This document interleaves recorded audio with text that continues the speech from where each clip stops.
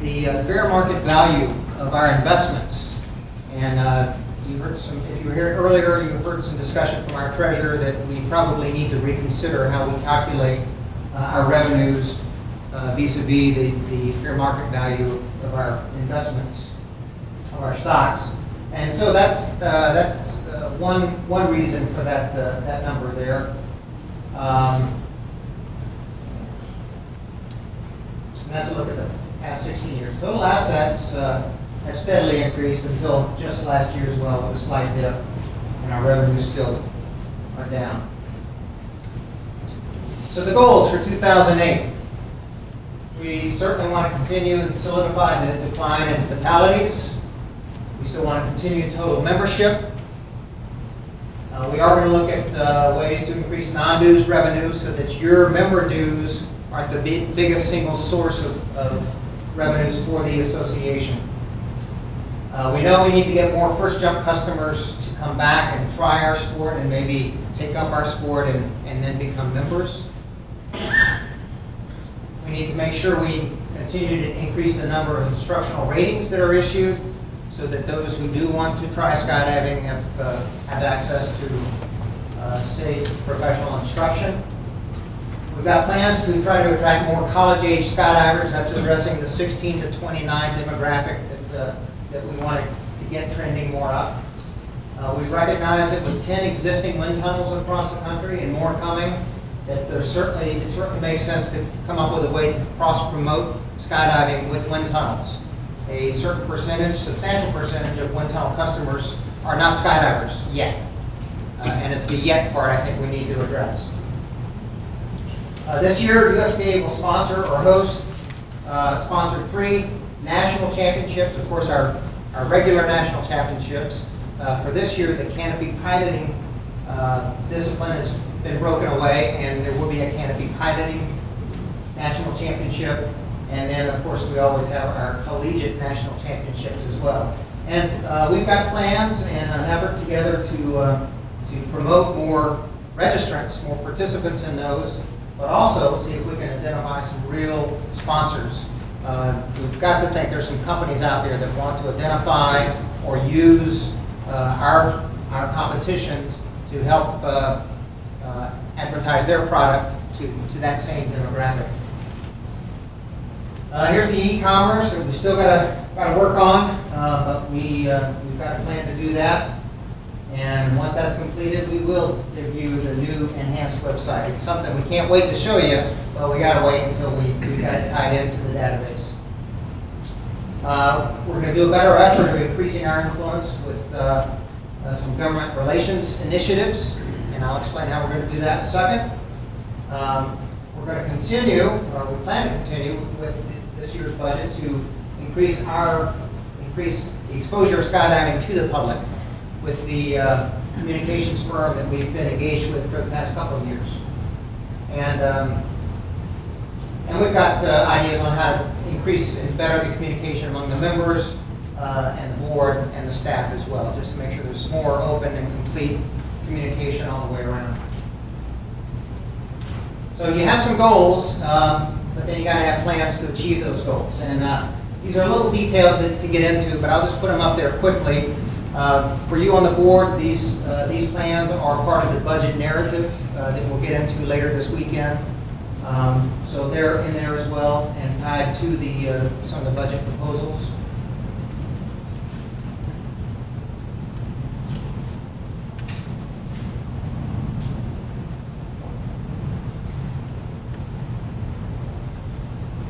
Just for example, we've got an idea to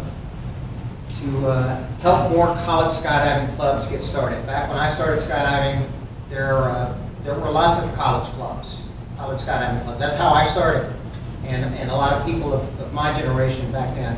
There aren't so many anymore, and we know the reasons why. Certainly, universities are risk averse, and they don't want to be tied formally to a skydiving organization in the university. But we think there are ways to address that. In fact, there are proven to be ways to address it because there are some universities with officially sanctioned college clubs. We're going to learn from those experiences and try to apply them and grow them at other colleges. And already, just recently, the past couple of weeks, we've had some requests from college-age skydivers who want our help in starting an officially recognized club at their institution, and we're going to help them.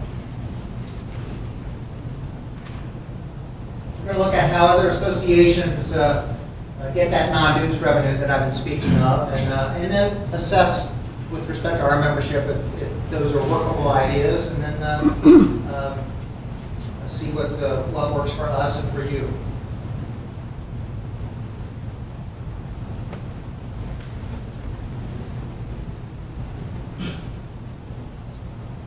We'll talk a bit just about our government relations efforts. One of our challenges at the FAA is that there's been high turnover at FAA headquarters. We used to have some very good friends of skydiving at FAA headquarters who did some very good things for us. Were very supportive, gave us some interpretations and some assistance that was really needed and appreciated. But they moved on, and the new people that filled those slots, it takes a while to educate them. And of course, new personalities, new experiences that they bring. We're not to the same level yet with many of these individuals. I think we're getting there. In fact, I know we're getting there, but it's a real effort. We're having to start over again with some of them on some very long-held and long-standing issues. But we're going to make the effort. We've got to make that effort.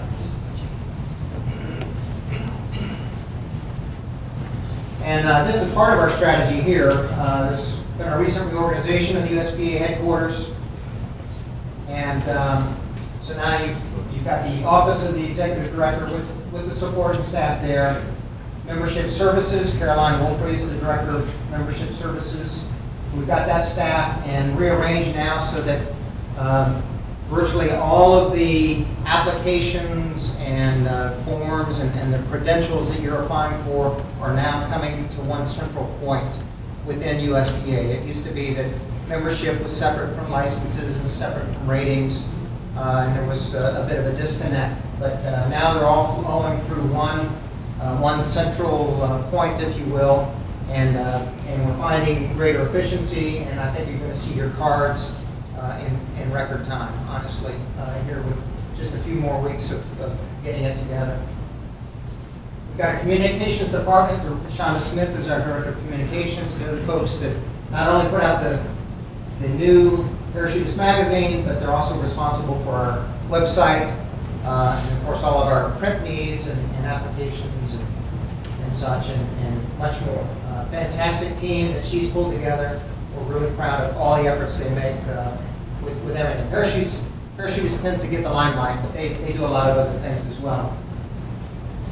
And then we've reorganized. I used to hold the two offices, combined offices of government relations and group membership. That's now been split so that government relations now has its own dedicated director, Randy Ottinger, and group membership now has its own dedicated director, and that's Rhonda Kalis. And that'll allow Randy, of course, to focus entirely on government relations efforts. He actually is working out of his home. He's telecommuting from Rockville, Maryland, which is much closer to the FAA building than Fredericksburg, Virginia.